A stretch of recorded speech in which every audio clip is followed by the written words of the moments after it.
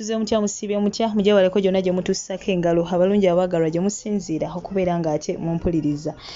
Mbasasirako nnyo mwenna abayita mu bizibu eby'enjawulo mbasanyukirako mmwe abatuuse ku buwanguzi so nga ate mmwe abakuziza amazaalibwa olunaku olwaleero mbagaliza amazaalibwa amalungi ag'essanyu mmwe abafiiriddwako abantu bammwe nsaba emyoyo gy'abagenzi Katonda giwumuze emirembe agiramuze ekisagumya emitima abakaaba enganda saakaate n'ab'emikwano amanya enzo Omumbejja Aisha Nasolo butereevu nyongera okujjukiza gwe yakanneeyungako essaawa eno yennyini nti wano ofunawo amawulire agagenda mu maaso mu ggwanga lyattu Uganda era nga kyemba nkusaba kiri kimu subscribe nga teekako akadde butereevu tojja kubeera nga ate omisinga out ekintu kyonna amawulire gannaku nnyo nnyini ddala nga ffenna abamu we twagenze maaso n'okubeera nga ate tubiwulira nti abadde sipiika wa Uganda omukulu oyo Jacob Oulanya munnange wetwogerera ze mbuyaga ezikaza engoye wetwogerera munnange yafudde wabula ng'ekyamusse kyo tekinnaba kubeera nga ate kitegeerekeka naye nga kinajjukirwa nti omukulu ono amaze ebbanga nga bambi mulwadde era ng'ali ku ndiri era ababulooga bangi nnyo bavuddengayo nga bagenda mu maaso n'okubeera nga ate bamubika era nga ne gye buvuddeko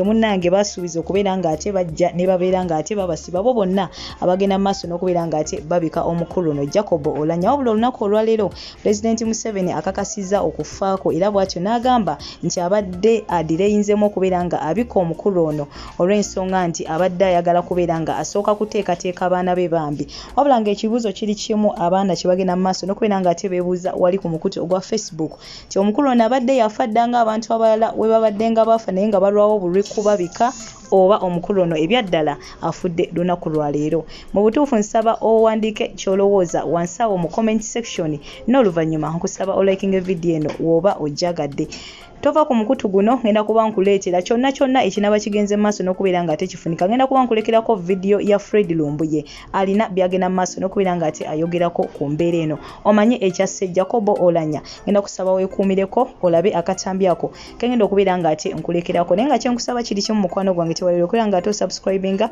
likinga vidiyo eno tewalabye okubeera nga ate oteekako akadde oleme okubeera nga ate omissinga out updates bagala nnyo mbagayira ddala abankumira atakumira mpeera goodbye for now plus others. Katikando bavire ku ntono. Ensonga lwaki mulaba amawulire onawandika kiri onawandika kino. Yafudde tannafa ono najja post nazayendala. Babategeka. Ebitundu 9 ku buli 10 Jacob Oulanya mufu. Ebitundu 10 ebisigaddewo ku bulamu bwe.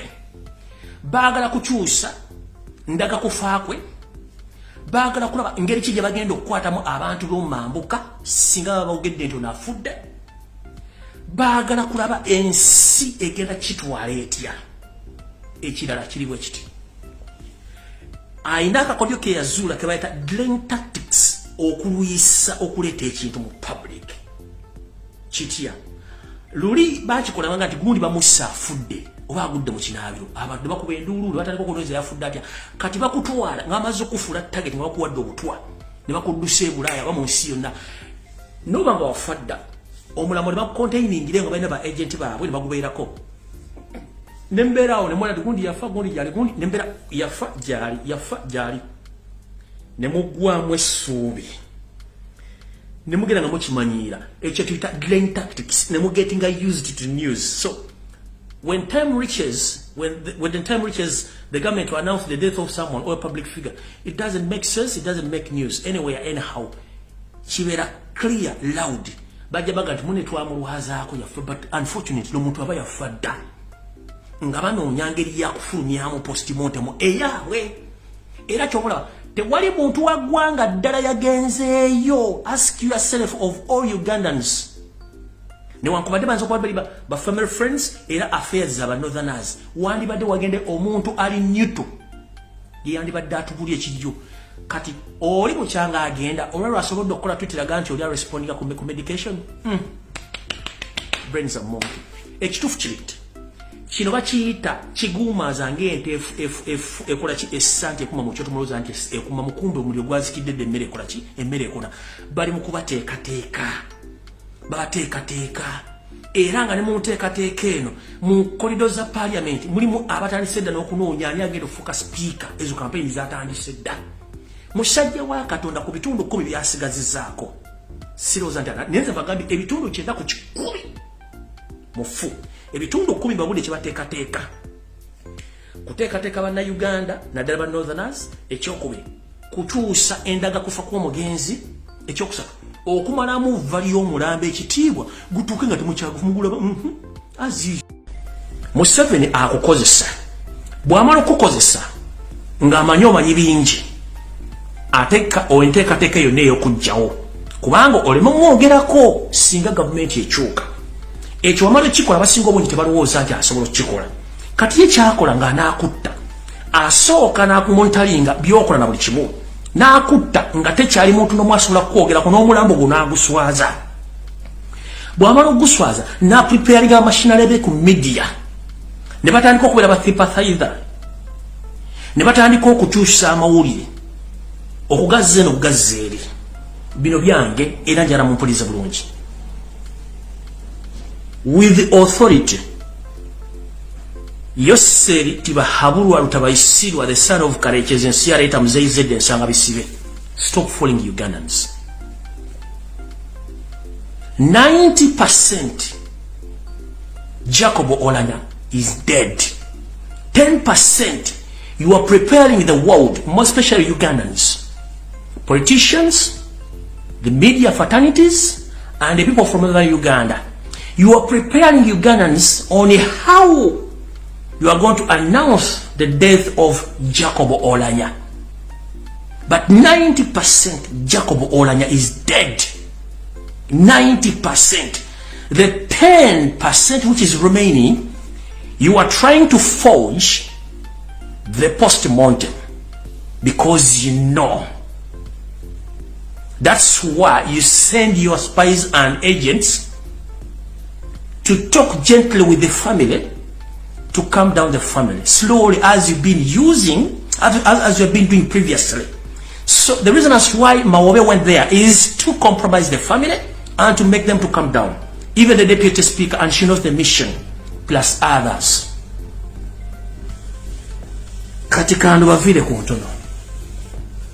Ensonga lwaki mulaba amawulire onawandika kiri onawandika kino yafudde talinafa ono najja post nazayenda babategeka ebitundu 9 ku buli 10 Jacob Oulanya mufu ebitundu 10 ebisigaddewo ku bulamu bwe baagala kukyusa ndaga kufaakwe baagala kulaba ngeri ki gye bagenda okukwatamu abantu b'omambuka singa babawogedde nti onafudde baagala kulaba ensi egenda kitwala etya ekirala kiriwo ekiti ayina akakodyo ke yazuula ke bayita delaying tactics okulwisa okuleeta ekintu mu public kitya luli bakikola nga nti gundi bamussa afudde oba agudde mu kinaabiro abantu bakuba enduulu batandika okulowooza yafudde atya kati bakutwala ng'amaze okufuula target nga bakuwadde obutwa ne bakuddusa e Bulaaya ba mu nsi yonna noba nga wafadda omulamu ne bakukontainingira nga balina ba agenti baabwe ne bagubeerako nembera awo ne mwana gundi yafa gundi yali gundi nembera yafa jali ne mugwamu essuubi ne mugenda nga mukimanyira ekyo tuyita delaying tactics ne mugetting used to news. So when time reaches, when the time reaches the government to announce the death of someone or a public figure, it doesn't make sense, it doesn't make news anywhere anyhow. Kibera clear loud bajja baga nti mune twamuluhazaako yafa, but unfortunately omuntu aba yafadda nga banoonya ngeri yakufulumyamu postmortem eyaabwe era kyokola tewali muntu wa ggwanga ddala yagenzeeyo. Ask yourself of all Ugandans newankubadde banza okuba ba family friends era affairs z'aba northerners wandibadde wagende omuntu ali neutral yandibadde atubulya ekijjo kati oli bukyanga agenda olwalwo asobodde okukola twitiraga nti oli arespondinga ku medication brains are more ekituufu kirita kino bakiyita kiguumaza ng'ente ekola ki essante ekuma mu kyoto mulowooza nti ekuma mukumbe omuliro gwazikidde dde emmere ekola ki emmere ekuna bali mu kubateekateeka babateekateeka era nga ne mu nteekateeka eno mu kolido za parliament mulimu abatandise dda n'okunoonya ani agenda okufuuka sipiika ezo kampeyini zatandise dda musajja wa Katonda ku bitundu 10 byasigazizaako sirowooza nti nenze bagambye ebitundu 9 ku 10 mufu ebitundu 10 babudde kibateekateeka kuteekateeka bannayuganda naddala ba northerners ekyokubiri kukyusa endaga kufa kw'omugenzi ekyokusatu okumalamu vva ly'omulambo ekitiibwa gutuuke nga temukyagumugulaba as usual from 1986 in Museveni's regime tewali postmortem oba assassination report yali efulumye tebangayo ola n'ez'omuliro ziganye. What about this one? So mubere sure baba tese bulungi nnyo nze mbagambye nganze okusinza ku drone zange 90% Oulanya is dead. 10% they just preparing you mubeera nga mulinze bwe mumala okulinda ne banambika nti afudde si mawulire. Remember today since the agent afudde batufunyeko click nti afudde buli public figure yenna government public figure yenna nga wagira government batandise gavana temwogera mawulire bakyamu speaker gyali tusabire busabizi teri muntu gobasabiranga bulamu. Lulinga bate tebakyogerako nga bamutwala nga bakyogerako lwaki kati bagenze kufanalizinga ngeri babadekira bakyuse ekivudde mu kyato omulwadde bakole ebiddako bakole ekirala kubanga kyekyo nenga bana bangambye breast akulo okoth ochola winyi dolo mwegendereze and other public figures. Kati nawe envaawo nyenza ku information entuufu yandeese ayabas katandise mubadde mukyali ku ekyo nga muwoza nti mulina ensi kitalo nnyo ddala kamba bikkire ng'obudde bukyali.